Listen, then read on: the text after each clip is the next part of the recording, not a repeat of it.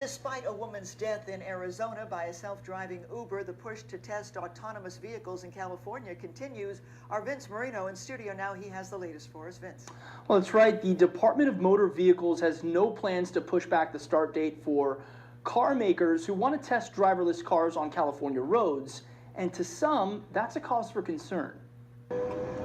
In a world obsessed with the latest and greatest gizmos, some believe self-driving cars may be the next big thing. But after a woman was killed by an autonomous Uber SUV in Tempe, Arizona over the weekend, Uber and car makers like Toyota have decided to pump the brakes on their self-driving car programs.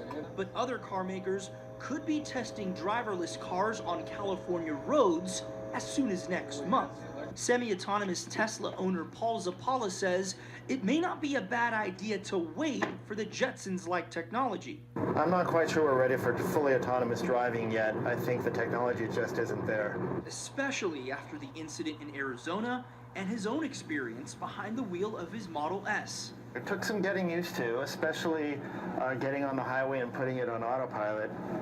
It was very unnerving at first to trust a machine to drive the car for you. And driving the car for you is exactly what his Tesla can do. Right now, it's reading the traffic and the lines, and I'm going to engage autopilot and auto steer.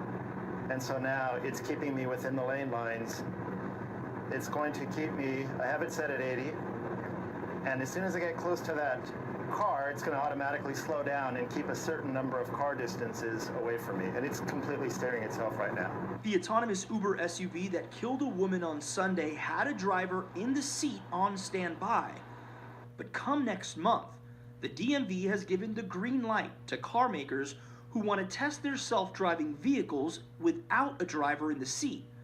And that has people like Zapala a little nervous. I do get nervous around big rigs, and especially when I don't see them on the screen and I'm not sure it's found it yet. Now it's slowly trying to correct. I have had instances where I've grabbed the wheel and have just been a little bit concerned that it wasn't going to correct itself. Arizona police say neither the driver of the Uber SUV or the woman who was killed were intoxicated at the time of the crash, leaving many people wondering if the new technology is not quite ready for the busy roads of California. So far, the DMV has 52 different applications for companies that want to test driverless vehicles in California. I'm Vince Marino. All right, thank you.